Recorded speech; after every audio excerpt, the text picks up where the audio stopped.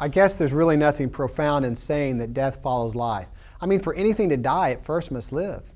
A tree sprouts and grows, and then one day dies. A bird hatches from an egg, and for a time remains in the nest, and then at the appropriate time takes off in flight, never to return. Yet one day that bird will fall to the ground and fly no more. You yourself know the day that you were born, and even though you do not know the exact day you'll die, you do know that day awaits you. But the spiritual world does not play by the rules of the physical world.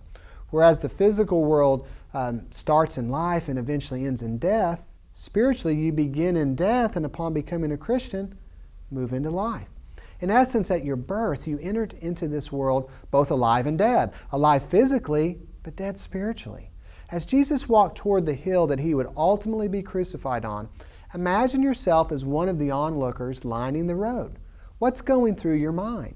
Well, as a follower of Jesus, you might look at this event and be somewhat confused. Here is Jesus, a man whom nature and sicknesses and even demons themselves obeyed, actually walking toward his crucifixion, and yet he couldn't stop the march to his own death. Perhaps you feel let down and discouraged because this man that did so much for others, the one who seemed to possess the very power over life that you yourself wanted, the one who for the first time in your entire life gave you hope that your life could mean so much more, could not do for himself what he did for others.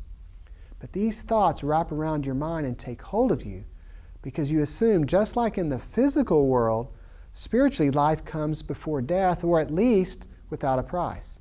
Yet Jesus knew that to possess spiritual life, you would first have to taste spiritual death. And on that day of his crucifixion, the stench coming from the crowd reeked of spiritual death.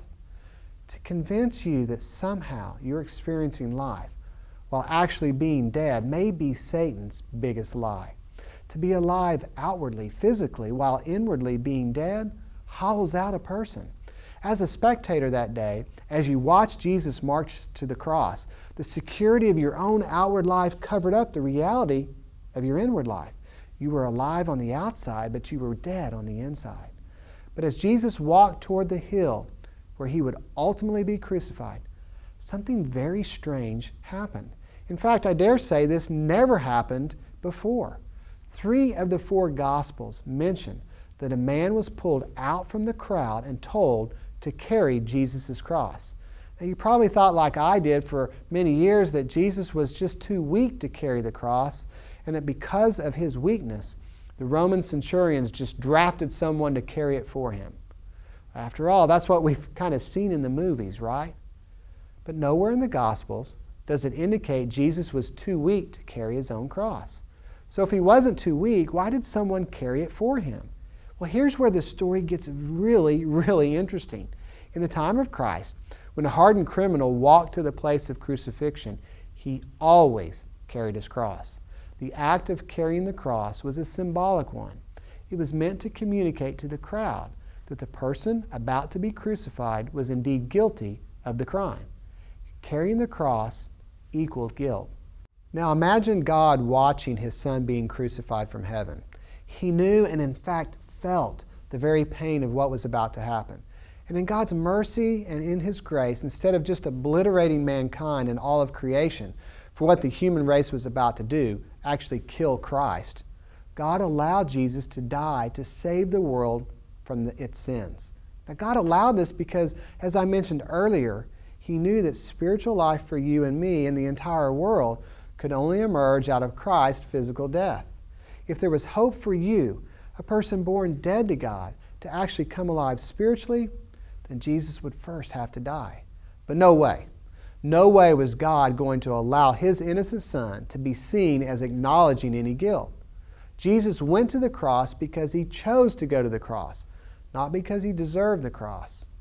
Being crucified on the cross and admitting guilt were 2 very different matters. So in a sense, God halted the proceedings and picked a man out of the crowd to carry his son's cross. Interestingly enough, Luke writes that the man drafted out of the crowd to carry the cross actually walked behind Jesus. So imagine the scene as Jesus walked toward the crucifixion hill. Behind him was the man carrying Christ's cross. And behind that man Who followed? Well, the entire crowd. In fact, the whole world followed behind.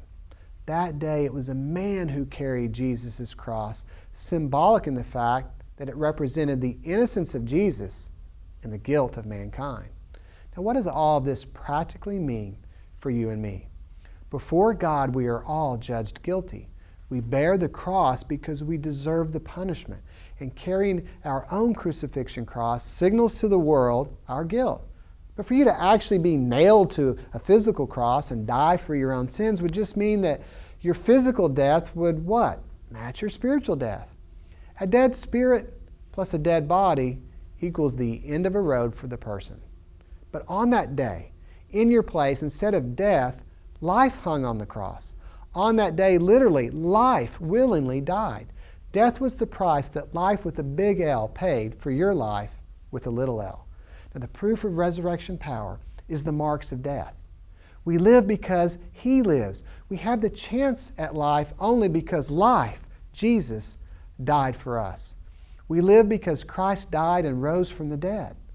But something else happened on the day of Jesus' crucifixion. There were two other men that died that day.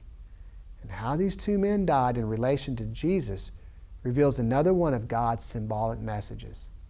But instead of being one for a sinful world, this message speaks directly to the struggling Christian. If your Christian life lives unfulfilled, if you work hard just to keep your spiritual head above water, if most of your life is lived in defeat, the reason why is revealed within the story of the three men on their crosses, Jesus and the two criminals. And what I'd like to do is explain to you exactly what the meaning of those crosses is or what they represent in the next video.